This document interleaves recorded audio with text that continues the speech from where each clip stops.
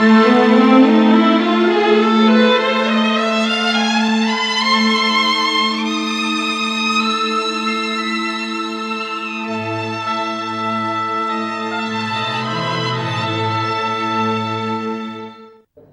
শ্রোতা ও দর্শক মণ্ডলী, আসসালামু আলাইকুম।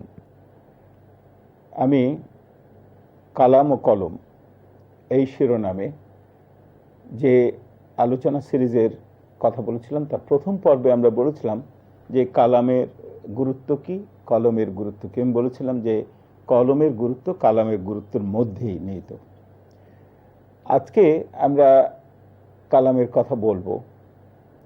এই কালামের কথা বলতে গিয়ে রমজান মাসে প্রথমে আসে যে রমজান সম্পর্কে কালাম পাকে কি আছে আমাদের পবিত্র গ্রন্থে। যদি আমরা রমজানের মাহাত্ম্যের কথা বলি, সেই মাহাত্ম্যও কিন্তু এই কোরআন শরীফে বলে দেওয়া আছে।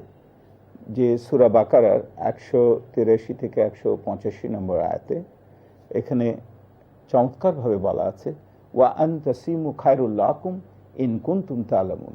মানে এই সিয়াম পালন করার মধ্যেই মঙ্গল আছে যদি তোমরা ইন কুনতুম তা'লামুন, যদি এটার এলেম তোমাদের থাকতো, এটা যদি তোমরা বুঝতে পারতে।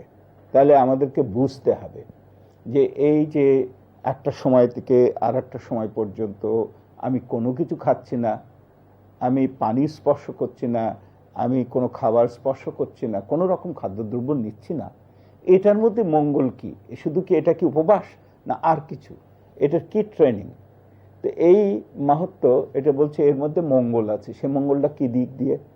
আমার দেহের দিক দিয়ে মঙ্গল, আমার মনের দিক দিয়ে মঙ্গল, আমার মনস্তাত্ত্বিক মঙ্গল, আমার কাছ থেকে সমাজ উপকার পাবে। এই সব দিক আলোচনা করলে দেখা যাবে যে একটা ওভারঅল মঙ্গল লুকিয়ে আছে এই রমজানের মধ্যে। তো কথাটা কোরআনের সিয়াম, কিন্তু আমরা রমজান বলি, রোজা বলি। এটা পার্সিয়ান শব্দ। রমজ হচ্ছে পুড়িয়ে ফেলা, দহন করা। আমাদের মধ্যে যে ঋতুর তাড়না আছে সেগুলোকে আমরা পুড়িয়ে ফেলা, অর্থাৎ অল ইভিল টেন্ডেন্সিস সেগুলোকে দূর করা। মানুষ এমনিতেই খুব কোরআনে আছে যে মানুষকে দুর্বল করে তৈরি করা হয়েছে। To err is human to forgive divine. তো মানুষ ভুল করে। সুতরাং এইখানে এই রমজান মাসের মাহাত্ম্যটা হলো, রমজানের মাহাত্ম্যটা হলো এই যে এই রমজান যে সিয়াম পালনের মধ্যে দিয়ে এই কতগুলো মঙ্গল হয়, একটা রিগারাস ডিসিপ্লিন আসে। আমি সেগুলো আস্তে আস্তে করব, কিন্তু এই মাহাত্ম্যটা অনেকটা ম্রিয়মান হয়ে যায় আমাদের কাছে যখন আমরা দেখি যে এই রমজান মাস আসলে সরকার দুটো কারণে খুব চিন্তিত হয়ে পড়েন, কনসার্ন হয়ে পড়েন। একটা হলো ল এনফোর্সিং এজেন্সি বাড়াবার কথা বলা হয়, এবার বলা হচ্ছে। আর একটা হলো জিনিসপত্রের দাম বেড়ে যায়। তো এই দুটো খবর আপনারা শুনেছেন। তো এই দুটো খবর শুনলে বহির্বিশ্বের লোকেরা বা যারা এই আমাদের ধর্মের নয়, তারা মনে করে যে তার কি, এদের সামথিং ইজ রং, নিশ্চয়ই কিছু একটা ভুল আছে। এরা রোজা রাখছে কেন? রোজা রেখে এদের লাভ কি হচ্ছে? রোজার মধ্যে মানুষের যে সমস্ত অশুভ চিন্তা, সেই চিন্তাগুলো দূর হবে। মানুষ আত্মশুদ্ধির মাস, আত্মশুদ্ধি হবে। সেই আত্মশুদ্ধির মধ্যে মানুষ এরকম হবে যে সেইখানে এই রাহাজানি, ছিনতাই, অপরাধ প্রবণতা এগুলো বেড়ে যাবে। এই হলো এক কথা। আর জিনিসের দাম বেড়ে যাবে। পৃথিবীর অন্য কোনো জায়গায় তো এরকম হয় না, যে অন্যান্য মুসলিম দেশেও হয় না যে জিনিসের দাম অন্য সময় যা আছে এখানে দাম বাড়ছে কেন। তা আমরা এই দুটো জিনিস আমরা একটু বুঝবার চেষ্টা করি।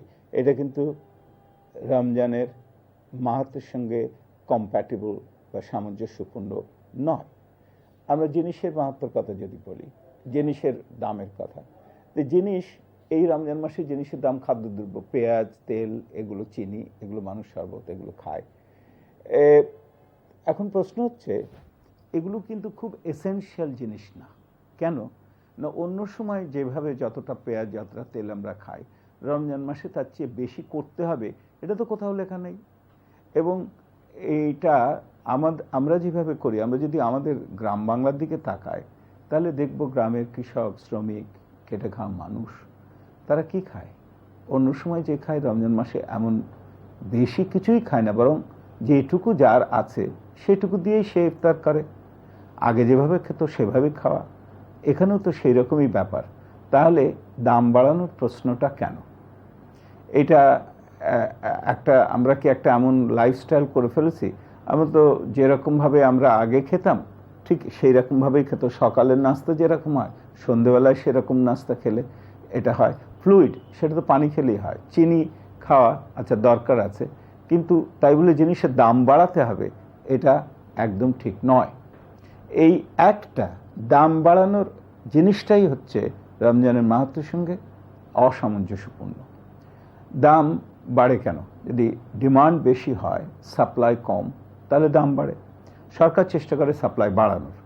এখন সাপ্লাই বাড়াতে হলে যদি পথের কোনো লোক যে পথের ধারে জিনিস বিক্রি করছে বা কোনো একটা দোকানের মুদি, সে কোনো জায়গা থেকে কিনে এনেছে, সে খুব একটা বেশি লাভ করতে পারে বলে মনে হয় না, করা উচিত না, করতে পারে বলে।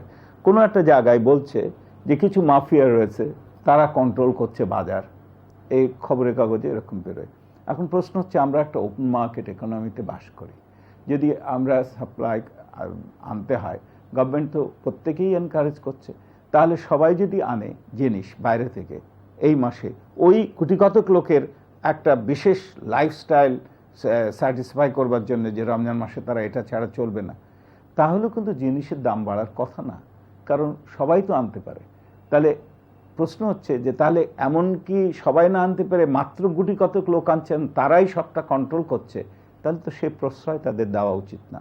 কোনো বাই এনি স্ট্যান্ডার্ড এই দাম বাড়াটা একেবারে রমজানের মাসের যে স্পিরিট, সেই স্পিরিটের সঙ্গে ইনকম্প্যাটেবল।